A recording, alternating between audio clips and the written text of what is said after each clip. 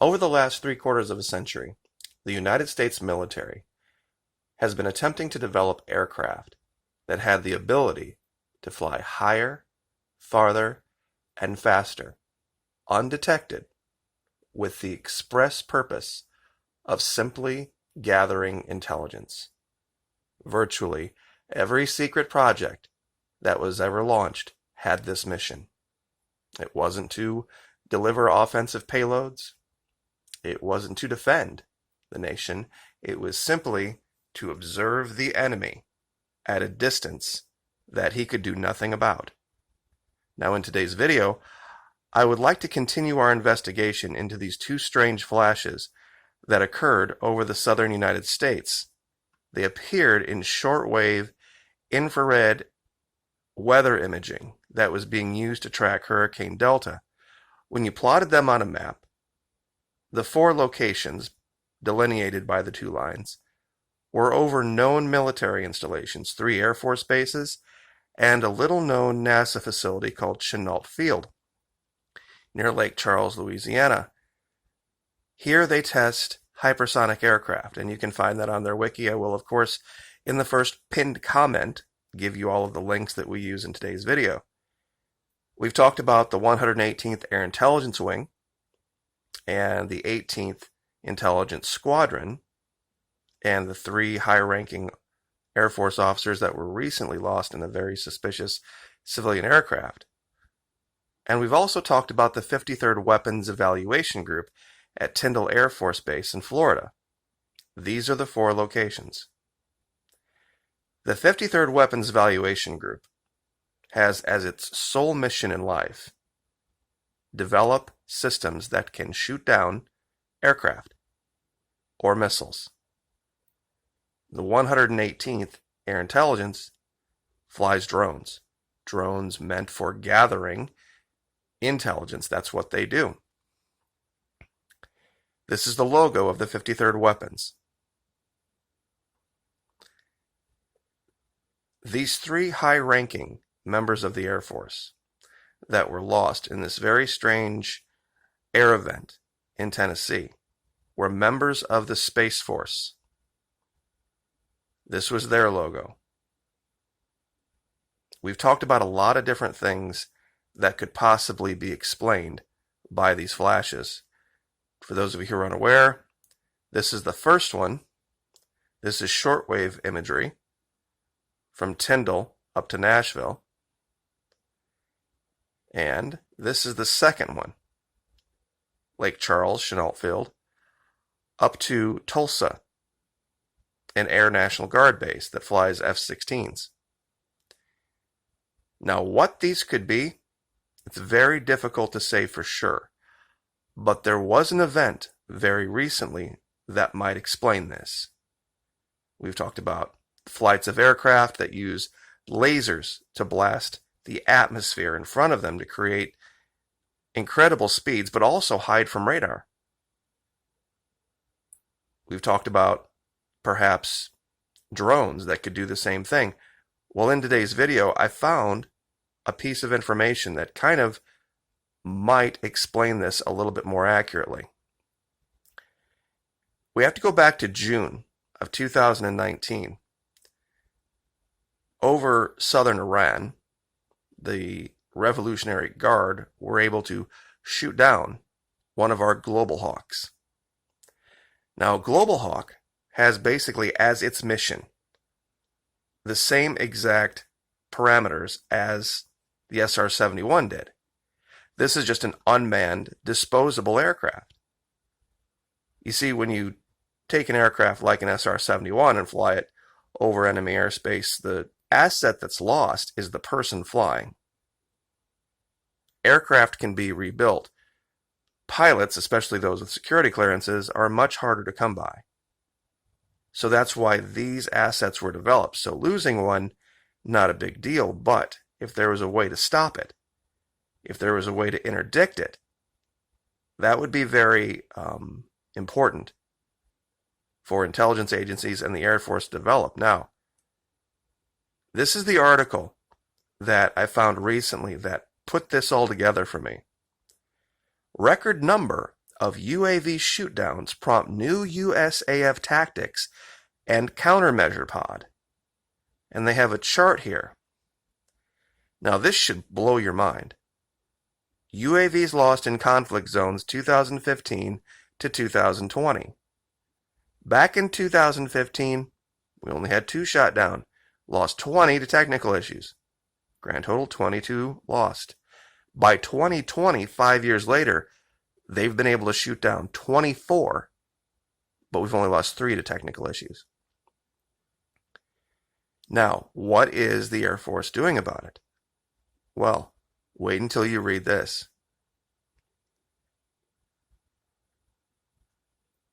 The increase in the number of shootdowns last year is already having an impact on the UAV manufacturing industry. Let me zoom this in real quick. General Atomics says it is developing the first self-protection pod purpose-built for its UAV as part of a cooperative research and development agreement with the U.S. Special Operations Command. The countermeasure device would be compatible with the MQ-9 and the Army's MQ-1C Gray Eagle. Now, the MQ-9 is what is flown out of the 118th up in Nashville. That's important to remember. Now, here's a quote. Upon completion of the initial prototype and aircraft compatibility testing, Special Operations Forces will evaluate the system's efficacy in detecting and defeating various threats. The self-protection pod is comprised of a full complement of mature fielded aircraft survivability equipment, which will provide full spectrum protection for the aircraft, which would include infrared countermeasures to confuse heat-seeking missiles or jamming to make it difficult for a missile to be radar-guided to its target. Infrared countermeasures to keep from getting shot down. Now let's go back. What is the mission of the 53rd Weapons? To develop things that can shoot down aircraft. What does the 118th do? They fly drones. Now there is a strange difference between these two flashes. The first one that we're talking about, Florida to Tennessee, you can see here this is shortwave IR imagery. This is longwave IR imagery, and that wouldn't seem like it's a big deal, and you can see that up here. Longwave infrared imagery only occurs off reflection, meaning something is reflecting that heat. Shortwave is source heat, meaning the source of, not reflected. When shortwave hits something, it then reflects back and becomes longwave, if that makes sense, and I'll give you a link to explain that a little bit more. But basically what we're seeing here, I believe, was a test of two things simultaneously for proof of concept. One might be an aircraft that has the ability to interdict or stop this, and the other is the actual thing they were trying to stop, meaning the laser weapon that could shoot things down. Now these tests, and also be very clear, could be going on all the time, and we just got lucky with this imagery. These tests could be going on all the time, weekly, monthly, bi-weekly, bi-monthly, and we just got lucky with this imagery that somebody slipped up and let it through. If we lost a global hawk over Iran, and there was a technology out there that could have stopped that, we would definitely be interested in developing it. This goes back to 2004, strangely enough, the same year that the issue with the Nimitz occurred. Optical systems can help stop missiles. the ability to interdict laser weapons. 2004. 2011. With high-energy lasers too heavy to fly, Raytheon plans lighter ones that jam rather than blast. So we have laser technology being developed that could cause perhaps an air crash if employed improperly. Now here's the scary part about all this. May 2020. The color of heat, how quantum cascade lasers solve the Navy's SWAT problem in protecting helicopters. Now this is really, really frightening because this tech is available off the shelf. One of the greatest threats to U.S. rotary wing aircraft and fixed wing that proliferates more each day is heat-seeking shoulder-fired missiles such as the American Stinger and Russian SA-7 or MANPADS were originally developed by the U.S. and former Soviet Union in the 60s. Estimated 500,000 to 750,000 MANPADS stockpiled by more than 100 countries plus terrorists, non-state, blah, blah, blah, blah. Now, a new laser technology starting down here has found its way into commercial production that solves the size, weight, and power, SWAP concerns, of traditional helicopter countermeasure systems and lightweight aircraft. Dubbed the quantum cascade laser, this revolutionary technology has the potential to significantly improve helicopter and fixed-wing aircraft survivability during flight and vulnerable landing and takeoff times, regardless of airframe size and shape. Regardless of airframe size and shape. Now, wasn't it the issue with the three high-ranking Air Force assets, Space Force assets, that it was right after takeoff that something happened? Now, I'll give you the link to this, but basically, the laser technology that's being used here and how they're developing it is available in things right off the shelf. So you could build one of these for yourself that would have this kind of power. Not to get too far in the weeds, but the way to think about a quantum cascade laser technology is that it's fundamentally a semiconductor laser that lets you generate infrared or mid-infrared laser light directly from voltage and current. Every other laser technology requires a multiplicity of individual components that eventually generate an infrared light. What's unique about this technology is that it employs the same exact technology as found in computer hard drives, data storage devices, and gaming devices like an Xbox, except that it generates what Takeuchi calls the color of heat. And like I said, this gets a little technical, but what it boils down to is this: with the right amount of knowledge, you could build one of these, and you could use it to interdict aircraft.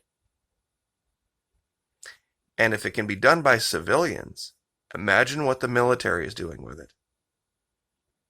If it could be done by civilians, imagine what the military is doing with it.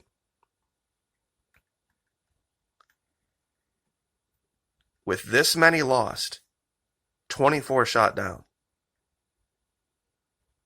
if there was a technology out there that could stop this, they would definitely be interested in finding it. And this goes back a long way.